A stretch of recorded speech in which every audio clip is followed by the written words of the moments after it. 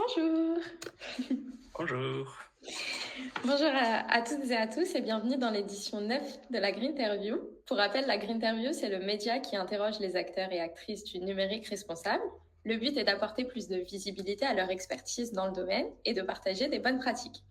Cet événement est organisé par GoMind, qui n'est ni une ESN, ni une start-up, ni un cabinet de recrutement, mais bel et bien une société de conseil en innovation qui a pour vision de développer des applications plus respectueuses de l'environnement, plus performantes et plus accessibles.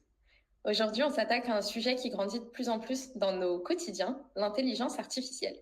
J'ai le plaisir d'accueillir Jérémy Pastoret, qui est le cofondateur du média Les Innovateurs, pour nous en parler. Salut Jérémy, comment tu vas? Bonjour Lina, bonjour à tous et à toutes.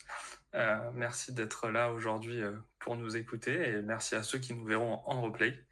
Je vais très bien, je suis très heureux de pouvoir discuter avec vous d'éthique et d'IA. Et voilà, au plaisir d'avoir vos questions et échanger tous ensemble sur cette thématique qui me tient à cœur. Super, merci. Petit rappel à l'audience aussi, le live est interactif, donc n'hésitez pas à laisser des petits messages dans l'espace de chat. On reprendra les questions aussi, on les relayera de notre côté, donc n'hésitez pas, c'est aussi le moment pour vous de repartir avec des éléments de réponse autour de vos interrogations. Je vais te laisser te présenter, Jérémy, et nous laisser nous dire un peu plus qui tu es, ce que tu fais, etc. Donc moi, je suis développeur web de formation. J'étais très très fan du numérique pendant mes études. Enfin, j'avais tout le temps des étoiles dans les yeux avec tout ce qu'on pouvait faire. Je suis rentré dans le monde du travail là où il y avait une grosse émergence du cloud. Et à un moment donné, je me suis pris un peu une petite claque avec le RGPD, donc avec le règlement général de la protection de la vie privée des données personnelles, en comprenant un petit peu ce côté obscur de la tech qui est enfin, pas très visible auprès du grand public, enfin, en tout cas à ce moment-là. Et c'est à ce moment-là que j'ai construit une plateforme qui s'appelle Unlock My Data, qui est une plateforme qui permet au grand public de connaître un petit peu les données qui sont récoltées par les entreprises et comment être un peu plus acteur là-dessus et faire ces demandes de récupération de données, de suppression et de mieux comprendre un peu le modèle économique derrière ces entreprises et avoir un peu plus de pouvoir. Donc plusieurs années plus tard, on a toujours le problème et encore plus avec l'IA. Mais voilà, c'était une première brique sur laquelle j'ai un peu travaillé sur le numérique responsable. Et ensuite, j'ai cofondé donc le média Les Innovateurs qui m'a permis d'être journaliste en ayant un média que j'ai donc co-construit et qui a été reconnu organisme de presse par la commission paritaire de la presse, qui est un média donc dédié au numérique responsable, éthique et inclusif, et qui permet de faire le lien entre les experts qui travaillent sur le numérique responsable et le grand public qui utilise ces services qu'on développe tous, donc pour vraiment leur donner les clés pour comprendre qu'est-ce qui se cache derrière le numérique et être encore plus acteur sur ces questions-là. Ok, super, de belles initiatives, de belles actions. Tu parles d'une notion aussi d'un des enjeux du numérique responsable qui est le RGPD. J'aimerais te poser la question de manière plus globale, comme je le fais avec tous nos invités. Qu'est-ce que c'est le numérique responsable pour toi? Pour moi, le numérique responsable, ça englobe beaucoup de choses. Donc des fois, il faut un peu se reconcentrer, mais avec le média, on a vraiment trois verticales avec le côté sobriété, donc comment je vais faire pour utiliser nos appareils le plus longtemps possible, parce qu'il y a un gros impact au moment de la fabrication des équipements numériques. Comment faire pour donc le faire durer le plus longtemps, même si des fois c'est un peu compliqué quand il y a des entreprises qui arrêtent le support de certains appareils qui sont assez bloqués. Il y a eu le cas par exemple avec un petit appareil de Spotify pour la voiture où ils ont arrêté directement le support et l'appareil est plus du tout utilisable, donc ça a un impact qu'on peut plus rien faire avec. Enfin voilà, il y a différents cas. Il y a tout ce qui est autour de l'humain, donc l'éthique, sur comment le numérique a eu des impacts positifs comme négatifs. Donc on peut parler des réseaux sociaux qui ont permis de faire de plein d'avancées, de créer des groupes, de mouvements et tout ça, de travailler ensemble, de se faire des rencontres. Mais d'un autre côté, il y a tout ce qui est abus avec les notifications, la peur de louper quelque chose, d'être tout le temps collé à son téléphone. Enfin voilà, il y a toujours du bon et du mauvais côté. Et la dernière verticale qui est l'inclusivité sur comment on inclut tout le monde sur le numérique, sur le web, parce qu'à la base, vraiment, c'était concernant le web, c'était vraiment pour partager du savoir, que ça soit accessible, facilement lisible pour différentes personnes sans limite. Tout avait été codé dès le début et encore aujourd'hui, on a des soucis autour de l'accessibilité. Les sites ne sont pas tous accessibles. Et voilà, moi, j'englobe un petit peu tout ça. Alors, ça fait un peu des grandes cases où il y a plein de sous-rubriques à l'intérieur, mais voilà, c'est assez vaste et il y a encore beaucoup, beaucoup de choses à faire. Et plus la technologie avance, plus il y a encore de combats, de domaines encore plus qui se rajoutent. Là, on le voit encore une fois avec l'IA et peut-être encore d'autres services qui arriveront par la suite.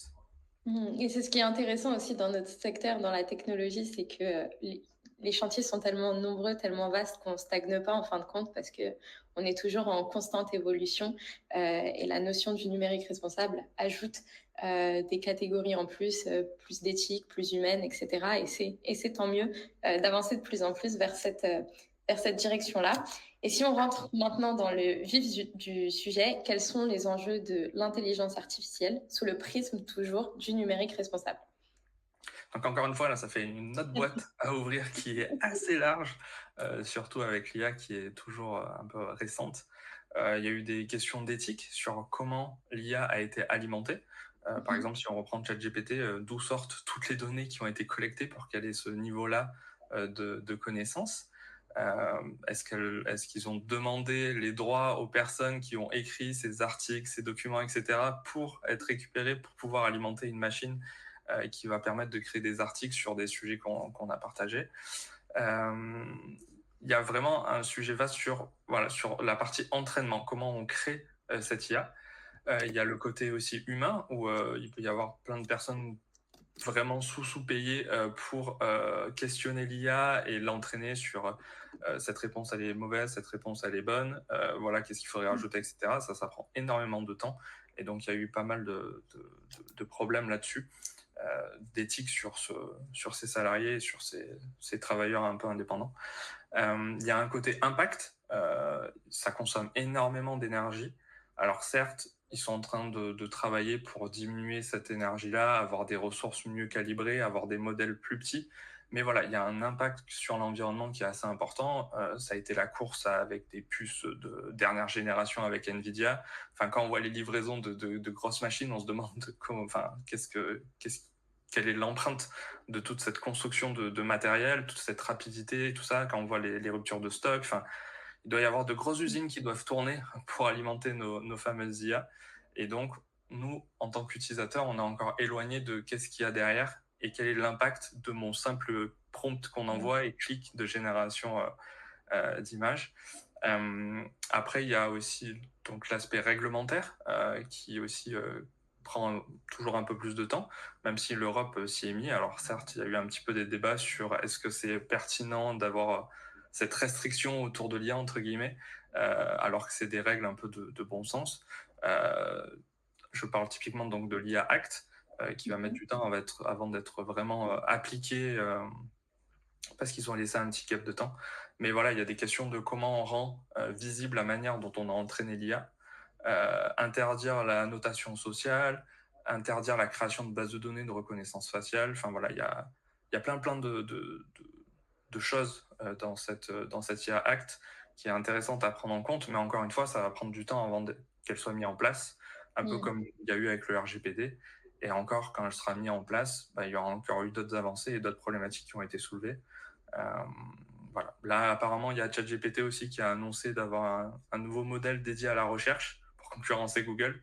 Voilà, il y a d'autres questions qui émergent encore aujourd'hui avec cette annonce-là. Donc voilà, c'est toujours en cours, mais ouais, le numérique responsable est très important dans tout ce qui sort en nouvelles technologies.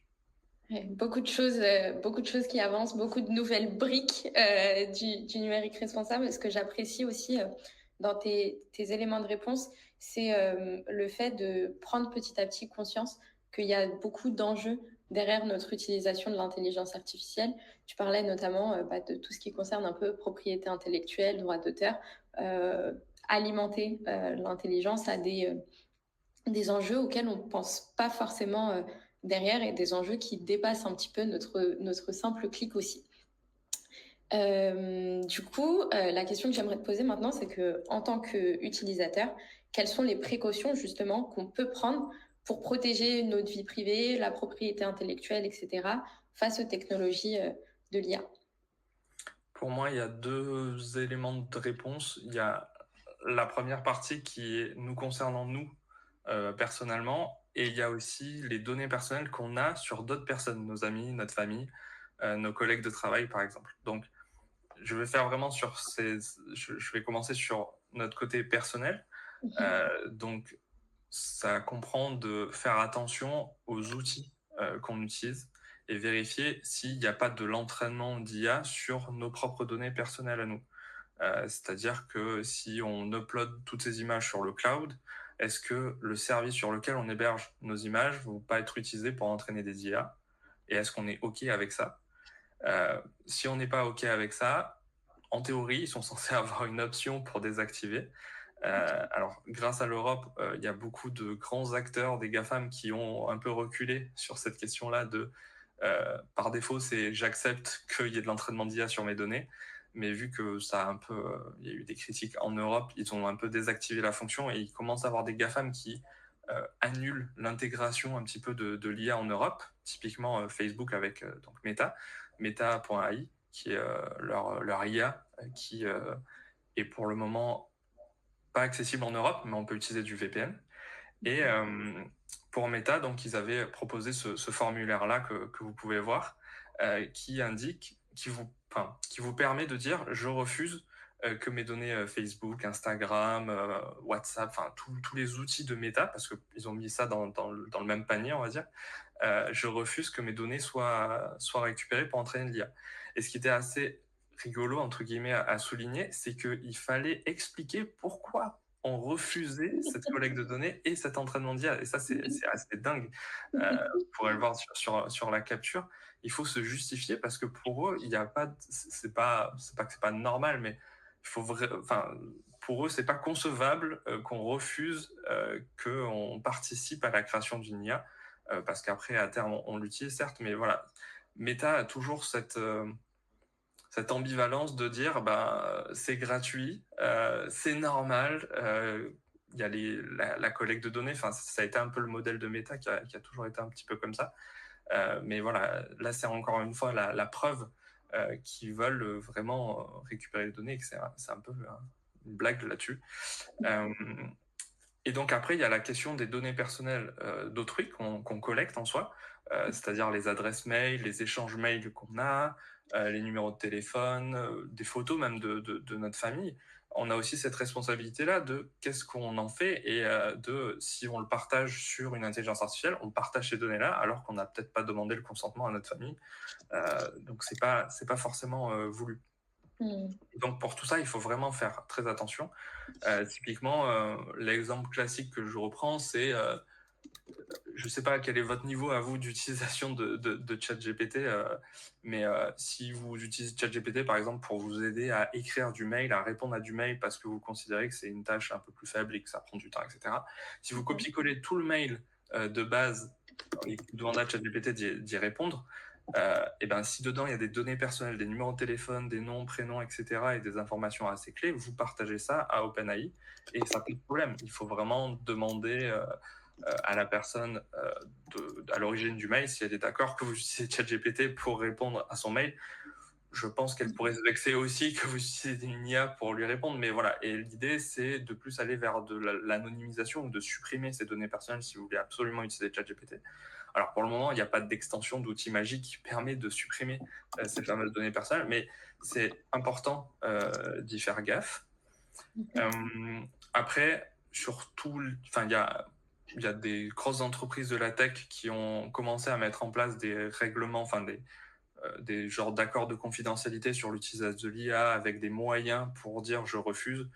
Typiquement, il y a Airtable, Slack, Zoom, Figma, Sony, OpenAI. Sur OpenAI, vous avez une petite coche sur les paramètres qui dit que vous refusez qu'ils collectent la data pour l'entraînement.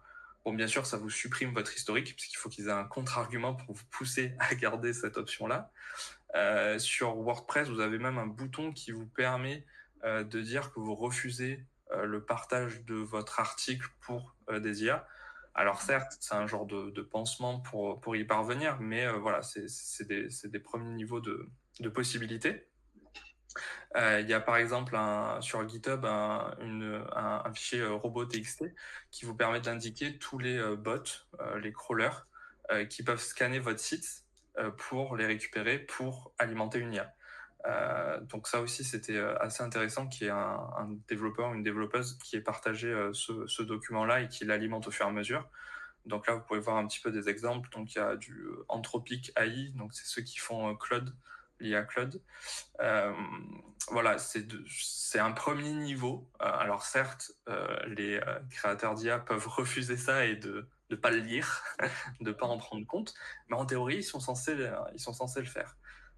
Quand on voit qu'il y a eu par exemple Zuckerberg sur son compte WhatsApp qui partage un petit peu les nouveautés en termes d'IA, qui dit clairement qu'il a utilisé un petit peu l'indexation de Google pour récupérer des infos, voilà, ça questionne quand même sur jusqu'où va la limite sur l'analyse par exemple de fichiers robots ou de contre-mesures pour lutter contre cette collecte de données-là.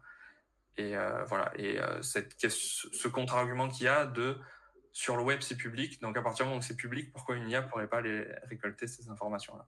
Mais là, on rentre encore une fois dans le côté réglementaire. Ok, merci pour tes éléments de réponse. Je retiens trois choses du coup, un petit peu prendre en compte la portée de ces actions, et c'est un petit peu la première étape, l'étape de sensibilisation. Bien demander le consentement quand ça implique des personnes tiers, et vérifier les réglementations pour le traitement de ces données personnelles, bien creuser là-dessus pour être conscient un petit peu aussi de ce qui est fait de ces petites actions sur chat et d'autres outils qu'on utilise. Si on se concentre un petit peu maintenant sur l'impact environnemental de l'IA, est-ce que tu peux nous partager un petit peu des éléments de réflexion ou des informations là-dessus? Par contre, juste avant, j'ai cru voir une question passer Oui, je viens de la voir. sur de l'IA et sur son adoption en Europe, de moment, c'est ce que j'ai vu. Oui, je peux te répéter la question si tu le souhaites. Ouais, je veux bien. Elle s'est affichée, merci Adèle. Encore une fois, ça va être une question un peu de communication. Ça va être quel va être le niveau d'information pour les utilisateurs d'IA. Encore aujourd'hui, je vois qu'il y a beaucoup de personnes qui connaissent pas, enfin qui ont entendu parler de l'IA, mais qui n'ont jamais utilisé ChatGPT ou Midjourney. Quand je leur dis que voilà, c'est possible d'écrire du texte et de générer de l'image, il y en a, ils le découvrent à peine. Donc il y a vraiment un gap entre le grand public qui pourrait l'utiliser, parce que ça a été ça, ChatGPT, ça a été vraiment de moderniser ça pour le grand public, alors que l'intelligence artificielle existe depuis très longtemps. Mais ça a été à ce moment-là que ça a fait l'effet waouh. Mais encore aujourd'hui, il y a plein de personnes qui connaissent pas l'IA. Donc je pense qu'après qu'il y ait ces questions éthiques, ça sera un deuxième enjeu. Et je pense que l'IA commence déjà à être bien adoptée par le monde du travail typiquement, avant qu'il y ait vraiment ces grosses questions d'éthique. Même si je ne mets pas toutes les entreprises sur le même seuil de niveau d'éthique, ça rentre de plus en plus avec le numérique responsable et d'autres enjeux RSE. Mais voilà, je ne pense pas qu'à l'heure actuelle, c'est un frein côté utilisateur, mais c'est plus un frein pour les entreprises avec les sanctions de l'Europe et ce qui risque de se passer avec les différentes lois et si surtout les GAFAM ne respectent pas ça, quoi. Ok, affaire à suivre donc. Merci Nicolas pour la question. Merci Eric aussi pour les éléments de réponse. Et j'en profite pour rappeler aussi que les innovateurs, donc le média de Jérémy, partagent énormément d'articles à ce sujet. Donc je suis sûre que tu vas nous alimenter là-dessus assez rapidement aussi autour de ce débat-là. N'hésitez pas à poser vos questions en chat. On essaye de les prendre en temps réel. Et sinon, il y aura une session de questions-réponses aussi à la fin de la conversation. Et c'est très apprécié de voir les différentes réflexions aussi. Est-ce que tu peux nous parler maintenant de l'impact environnemental de l'IA? Bien sûr. Alors ça, c'est une question qui est revenue assez fréquemment dès le début de l'IA sur son impact. On s'imaginait à ce qu'il y a un gros impact, mais on ne pouvait pas avoir les informations parce que bien sûr, on n'ouvre pas les portes des data centers pour aller mesurer. Alors là, il y a OpenAI avec ChatGPT, ça consomme tant. Mais on commence à avoir des éléments de réponse de plus en plus. Il y a des outils aussi qui sont de plus en plus créés. Il y a par exemple l'association Data for Good qui a développé un outil qui s'appelle GenAI, Ecologist Calculator, qui est sur Hugging Faces, qui est une plateforme assez connue dans le monde de l'IA, des modèles de data, etc., qui vous permet, en jouant sur des listes déroulantes, d'avoir des équivalents en termes d'impact en fonction de ce qu'on demande à ChatGPT de faire. Parce qu'a priori, il y aurait un impact différent en fonction de ce qu'on demande à une intelligence artificielle de faire. Et là, on tendrait vers faire des micro-modèles sur des tâches spécifiques. C'est-à-dire que l'impact environnemental serait plus faible si, par exemple, on a une IA qui sait faire que écrire de l'article, qu'une IA générative complète qui sait faire plein de trucs, mais qui consommerait énormément parce qu'on lui a envoyé un gros dataset d'informations, on l'a entraîné, etc. C'est très coûteux. Elle peut balayer tout un tas de services, mais voilà, il y a un plus gros impact qu'un petit modèle qui fait une chose bien. C'est un petit peu pareil que nous en tant qu'humains, avec toujours cette question-là de est-ce que je deviens expert ou experte sur un sujet, ou est-ce que je suis un peu un mouton à 5 pattes à faire plein de trucs, et au final, la perception qu'on peut avoir, c'est qu'on sait rien faire puisqu'on sait faire plein de choses. Avec ce que un peu à rallonge aussi pour les développeurs qui gèrent plein de langages, plein de frameworks, etc. Donc, on revient un peu sur des questions un peu humaines sur le domaine de l'IA. Mais voilà, ça donne déjà des éléments de réponse. Okay. Et après, il y a eu le référentiel de l'AFNOR qui est sorti récemment, qui a on va dire un chapitre sur comment mesurer l'empreinte de son IA. Parce qu'après, voilà, c'est des choses qui sont de plus en plus demandées dans des appels à projets, dans des choses au niveau de l'État, des institutions qui ont besoin de créer des IA avec cette question-là de quelle est l'empreinte environnementale. Et donc, on peut s'appuyer sur ce qu'a les groupes de travail de l'AFNOR, qui a fait appel à différents experts sur le sujet pour essayer de comprendre les différents paramètres, les différents critères pour mesurer l'impact de sa solution IA. Ok, on va continuer un peu dans cette question de mesure d'impact. Je rebondis sur un des éléments que tu as mentionné, c'est le fait que plus une IA est complète et un peu couteau suisse, plus elle risque de polluer. Moi, ça me fait penser à un outil qui est ChatGPT, bien évidemment. Est-ce qu'on a plus d'informations sur l'impact avant, après ChatGPT sur les serveurs potentiellement? Encore une fois, ça fait partie un peu de la difficulté en termes de data. Ils communiquent pas trop là-dessus pour le coup, OpenAI. On a eu les GAFAM qui ont un peu communiqué sur leur rapport annuel d'impact, mais sur l'IA précisément, ça bouge tellement que je pense que même eux, ils ont du mal à avoir des chiffres précis, et c'est plus la course à qui c'est qui a la meilleure IA par rapport à d'autres que cette question-là d'impact est pour le coup mis de côté. S'ils ont toujours l'argent qui suit derrière, mais voilà, on a déjà vu des entreprises qui se sont arrêtées parce qu'ils ont tellement dépensé d'argent à entraîner une IA et qu'ils ne savaient pas suffisamment les reins solides pour la faire tenir. Dans une récente interview aussi de Zuckerberg concernant l'avenir de Meta AI, il disait que voilà, c'est un peu comme sur le même principe de la bulle.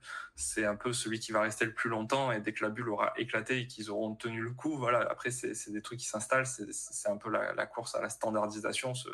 C'est eux qui auront un peu plus le pouvoir là-dessus. Donc c'est pour ça que tout ce qui est autour de l'impact de l'IA est quand même mis un peu de côté, même si, voilà, en fonction de leur échelle, ils ont des responsabilités en termes de rapport d'impact. Okay.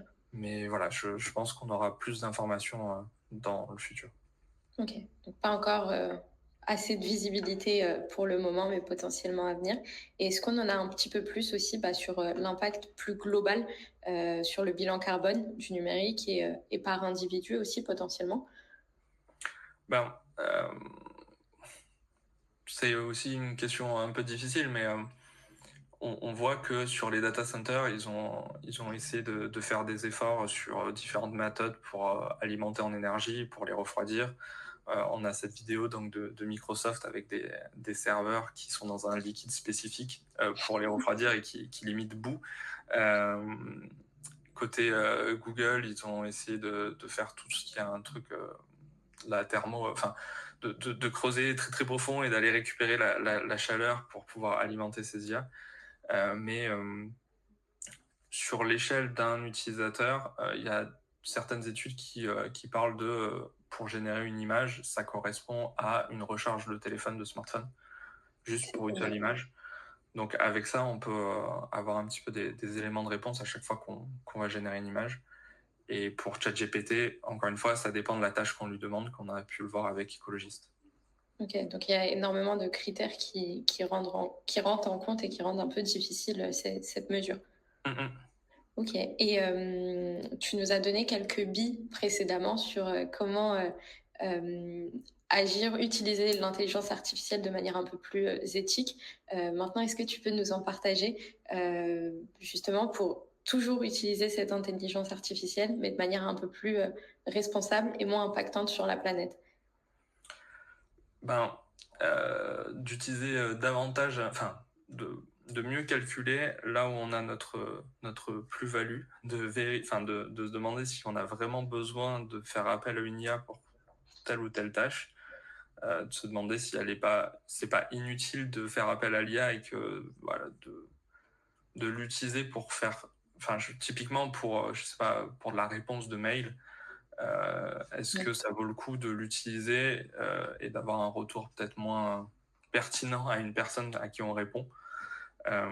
Est-ce que générer une image, est-ce que c'est mieux d'utiliser une IA par rapport au retour qu'il peut avoir fait, où il y a eu un petit peu cette recherche de est-ce que c'est une véritable image? Est-ce que c'est un truc par IA? Est-ce que c'est une fake info? Enfin, LinkedIn a essayé de mettre en place tout un système pour déclasser un petit peu les contenus générés par IA. Enfin, il y a eu un petit peu cette guerre, cette recherche de qu'est-ce qui est un vrai contenu, qu'est-ce qui est un contenu généré par IA.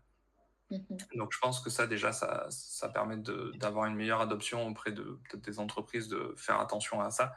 Et donc, en utilisant moins l'IA, bien sûr, on réduira son impact carbone, même si on n'a pas vraiment toutes les valeurs. D'essayer d'éviter de passer sur de la facilité. Enfin, typiquement, je pense aux développeurs, où des fois, c'est tentant de se dire, ben là, il y a, je sais pas, j'ai pas envie de trop passer de temps sur un truc assez facile. Je demande à ChatGPT ou à une IA tiers de me générer du code. Là, pareil, il faut faire aussi très attention, parce que il y a eu des recherches qui ont prouvé que ChatGPT générait pas mal de code qui était peu sécurisé, avec un truc classique de pas crypter les mots de passe en base de données et avoir tout écrit en clair, avec une risque de récupération de toutes les informations, de fuite de données complète, etc. Donc voilà, je pense que nous, notre plus-value en tant que développeur, c'est vraiment toutes nos connaissances qu'on a acheminées au fur et à mesure. Certes, il y a des tâches faciles qu'on peut demander à l'IA. Encore une fois, il y a peut-être d'autres moyens d'y parvenir, mais quand on est dans le rush, peut-être que voilà, il n'y a que ça comme solution. Mais voilà, de bien faire attention à sa façon de voir les choses et sa manière de travailler, d'être plus efficace que l'IA. Parce que j'ai pu me rendre compte qu'en faisant différents tests, des fois on perdait plus de temps à faire du debug de ce que ChatGPT nous a répondu que de le faire nous s'il n'y avait pas eu l'IA. Et le même constat sur la génération de prompts. Ça prend parfois beaucoup plus de temps d'expliquer un peu à l'IA ce qu'on veut faire et de la mettre dans les bonnes conditions, plutôt que de faire la tâche soi-même. Carrément. Merci pour tes éléments de réponse. J'aimerais relayer une expression aussi d'Éric Boisé, qui est intervenu dans un de nos JT, qui parle d'une utilisation raisonnée de l'IA. Et c'est un terme qui me parle énormément. Vraiment, c'est un peu cette idée de remettre du bon sens. Il y a Eric qui disait ne pas remplacer une recherche Google par une requête ChatGPT. Bah, ça aussi, pour moi, ça fait partie un peu de cet usage raisonné de est-ce que j'en ai vraiment besoin? Est-ce que c'est vraiment un gain de temps? Est-ce que je l'utiliserai pas pour une tâche dans laquelle ma valeur ajoutée est moindre, etc. Donc, des questions à bien prendre en compte. Tu parlais de code, de débugage.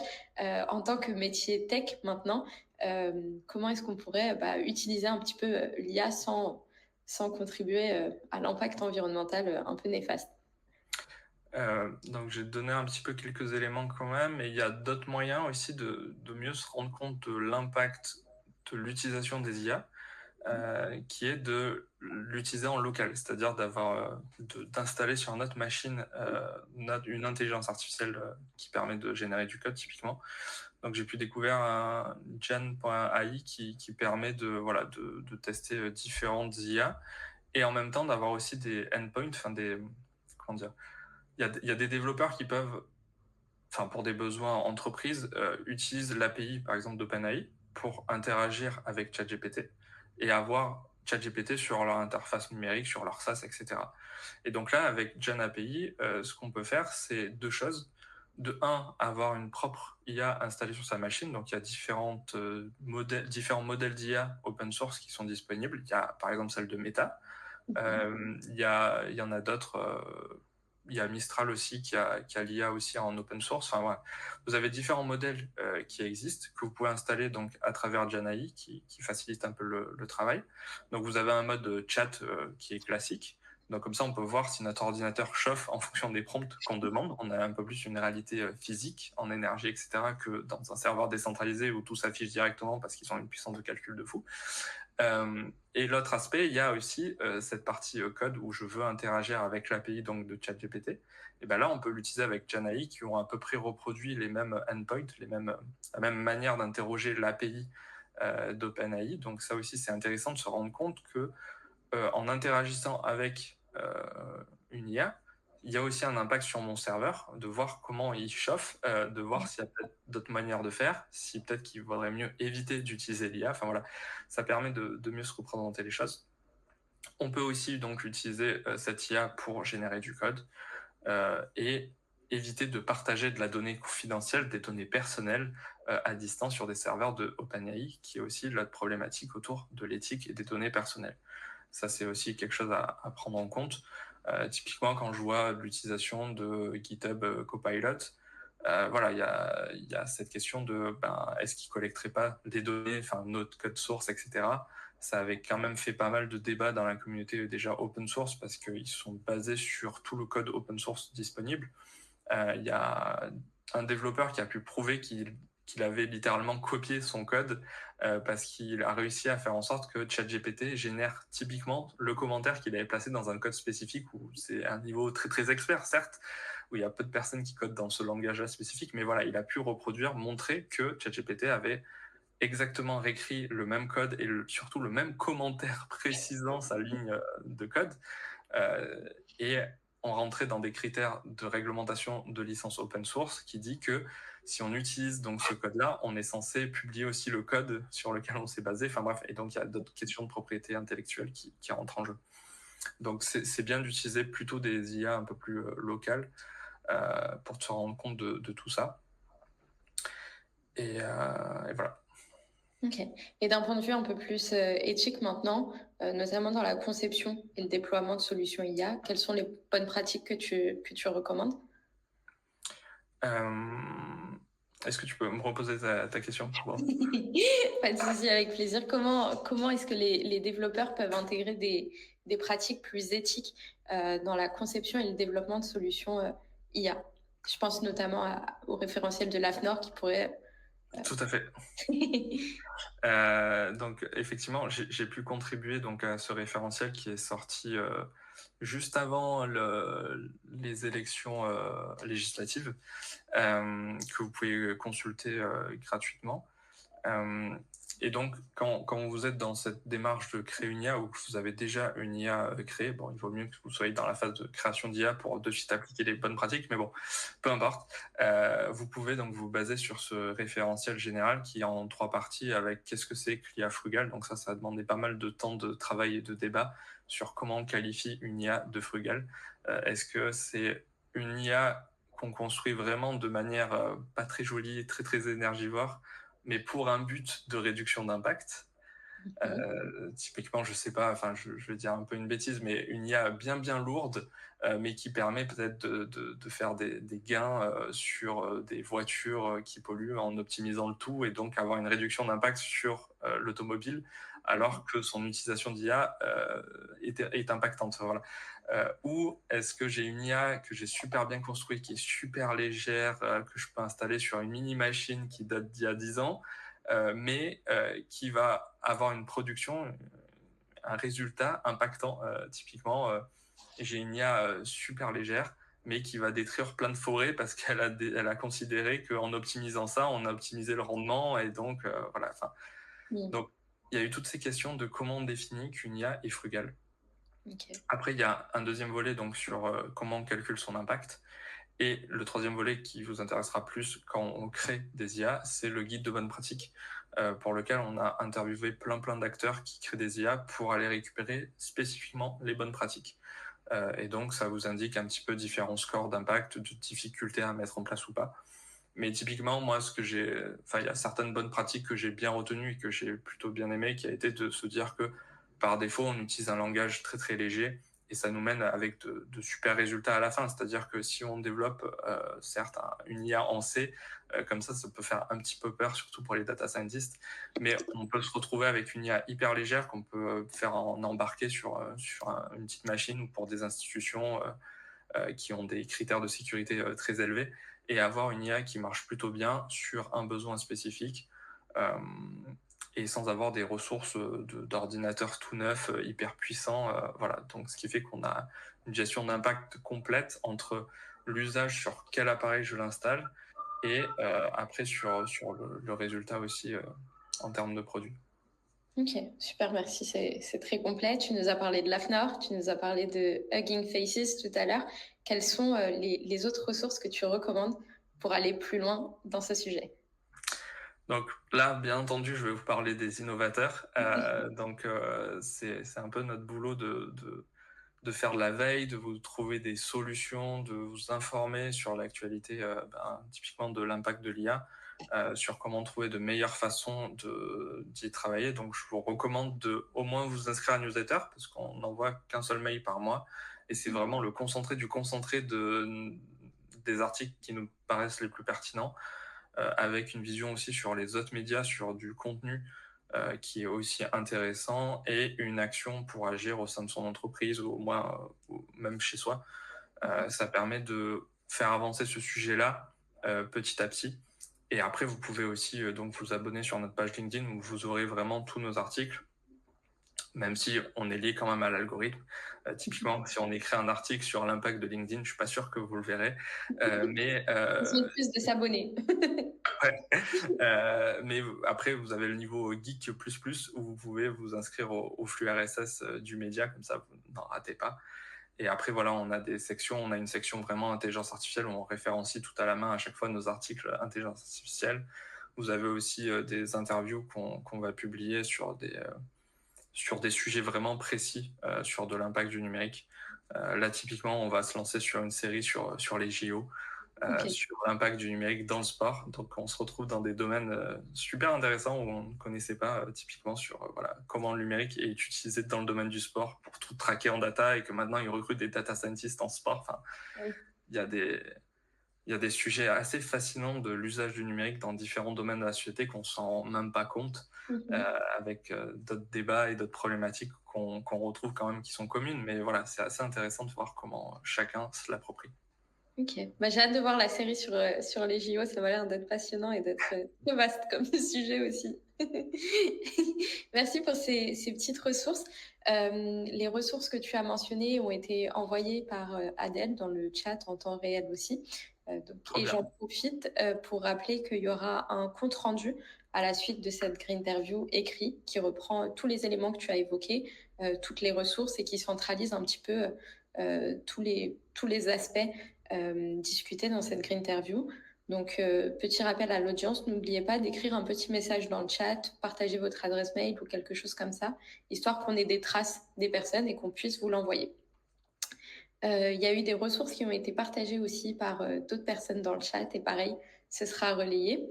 Je vous propose maintenant de passer à la partie un petit peu questions-réponses. C'est le moment, il y en a qui ont fusé pendant l'échange aussi. Il y a eu des débats sur des questions un petit peu tranchées. La parole est à vous. On a la première question autour de l'IA Act, qui n'est pas une question, mais plutôt une réflexion de Sylvain. L'IA Act est un premier pas positif vers la réglementation des IA. Cependant, il présente des lacunes importantes, notamment en ce qui concerne les utilisateurs des IA. Par exemple, il ne protège pas les auteurs contre le plagiat en n'interdisant pas explicitement le scrapping de contenu. Encore une fois, c'est un premier pas, mais voilà, demande beaucoup de temps aux institutions, entre ça, les lobbyistes, etc. C'est beaucoup de travail aussi au sein des associations pour se battre pour la protection de la propriété intellectuelle, etc. Donc c'est important de s'intégrer aussi à des assos, de partager ça, de partager cette lutte-là pour que ça remonte au sein des institutions et de nos députés, typiquement européens.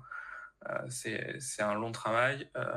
Il y en a qui sont quand même assez accessibles et c'est important voilà, de faire passer un peu ces messages-là parce que voilà, ils couvrent quand même pas mal de sujets. Ils sont pas tous experts sur ces thématiques-là. Et voilà, ça prend quand même du temps et il faudrait qu'il y ait un peu plus aussi du public, du grand public qui se mobilise sur ces questions-là. Mais bon, on a tellement de sujets actuellement à mobiliser que c'est dur d'être un peu partout. Mais oui, c'est un premier pas et malgré tout, il couvre pas tout. Et voilà, ça sera d'itération en itération. C'est comme pour le RGPD, c'est comme sur d'autres sujets où ils ont serré de plus en plus la vis. Et on voit que pour les grands de la tech, il commence à y avoir quand même pas mal de restrictions quand on voit sur les réseaux sociaux, sur les TikTok, etc. Ça avance quand même dans le bon sens. Mais pour les IA, ouais, c'est encore le début. Ok, ouais. Beaucoup de choses à venir et puis c'est un domaine qui avance tellement vite aussi que ça nécessite un petit peu de temps d'ajustement, temps de recherche, etc. Est-ce qu'il y a d'autres questions dans le chat? C'est le moment de repartir avec vos éléments de réponse. On avait un petit commentaire au début du live d'une dame qui te remerciait, Hélène, voilà, Hélène qui te remerciait d'avoir fait un petit mot sur l'accessibilité. C'est important aussi de prendre en compte justement les humains qui sont les premiers utilisateurs. Tac. Et oui, carrément pour les micros IA et les IA fine-tunées qui sont vraiment paramétrés pour un besoin spécifique. Et c'est vraiment une bonne pratique d'aller vers là-dessus, je pense, aussi. Ça permettra aussi à tout le monde d'avoir un peu une place et que ça soit pas une grosse entreprise ou 2-3 grosses entreprises qui soient un peu leaders sur le marché, que tout le monde puisse avoir sa place et en termes d'utilisateurs d'avoir le choix sur différents dispositifs possibles. Et je pense que grâce à ces micros IA, on pourra aussi y arriver. Après, aussi en termes utilisateurs, c'est vrai que j'en ai pas trop parlé, mais on peut aussi aller voir tout ce qui est déclaration, c'est-à-dire qu'on a le RGESN qui permet d'afficher une déclaration d'éco-conception, où ils ont ajouté une partie d'algorithmie qui correspond un peu à de l'IA. Il y a quand même des choses qui sont mises en place au fur et à mesure. On attend toujours qu'il y ait un décret vraiment incitatif à ce que les entreprises puissent mettre en place cette déclaration-là. Certes, le RGESN n'est pas parfait, il y a encore des domaines à améliorer, mais voilà, il commence à y avoir des dispositifs, des déclarations qui peuvent montrer un peu qu'on essaye de faire les choses dans les règles de l'art et que les utilisateurs aient les moyens de vérifier ça et d'avoir des informations assez claires. Ce qui permet un peu de différencier ceux qui prennent le temps de s'en occuper et ceux qui ne le font pas. Mais voilà, ça prend du temps et il commence à y avoir des éléments quand même pour y parvenir. As-tu eu justement... Oui. Oui, as-tu lu justement des réglementations, notamment liées au RGESN depuis janvier? Après, il n'y a pas eu de décret vraiment net sur il faut appliquer absolument le RGESN et il faut afficher la déclaration. Dans la loi REN, il y a écrit qu'il faut qu'il y ait un référentiel qui soit créé au sein de l'institution. Ça a été fait. C'est bon, c'est sorti il n'y a pas si longtemps. Mais voilà, maintenant, il faut qu'il y ait aussi les acteurs qui le prennent en main, l'utilisent, fassent remonter les erreurs, enfin les soucis qu'ils ont rencontrés. Mais moi, vous pouvez voir notre déclaration pour les innovateurs, il y a quelques questions où on trouve qu'il n'y a pas de sens lié, où il y a des cas où on sort du scope. Et voilà, il y a des points de questionnement où il va falloir apporter une amélioration au sein de l'ARCEP et des autres institutions qui ont participé à ça. Alors que là, pour le moment, ils essayent de le pousser au niveau de l'Europe, tout comme l'AFNOR, avec le référentiel sur les IA. Donc là, voilà, c'est un peu entre les deux, entre la France qui est un peu pionnière sur ces questions-là, qui essaye de faire avancer ces sujets-là, et de les pousser au niveau européen. Et après, il y a comment on va réagir du côté institution européenne, d'autres acteurs aussi qui vont travailler sur le sujet. On a pu le voir là aussi avec pareil pour la Lorraine, sur l'indice de réparabilité, l'indice de durabilité. Au final, on a dû rétro-pédaler en France par rapport à ce qu'a dit l'Europe. Et donc voilà, ça c'est des effets un peu dommages qu'on a eu et j'espère qu'on n'aura pas le même problème avec le RGESN actuellement. Ok. Beaucoup de choses à venir. Oui. Merci Jérémy pour cette intervention. Merci à toi pour l'animation, l'organisation. Merci à Adèle aussi d'avoir remonté les questions qui est dans l'ombre derrière l'organisation aussi, d'avoir tout fait remonter et faire que tout se passe bien. Et merci aussi à vous de nous avoir écoutés et d'avoir participé à ce live. C'était cool. Oui, effectivement, merci beaucoup à ceux qui ont pu être présents, d'avoir animé le chat, d'avoir partagé des ressources aussi, d'avoir alimenté la discussion. C'est le moment pour nous de conclure. Vous avez des petits QR codes à scanner pour aller plus loin, pour accéder notamment aux précédentes Green Interviews, ainsi qu'au Média Green de GoMind et une superbe introduction aux enjeux du numérique responsable. Je vous souhaite une bonne journée, de belles vacances et on se retrouve bientôt pour la prochaine Green Interview. Merci, au revoir.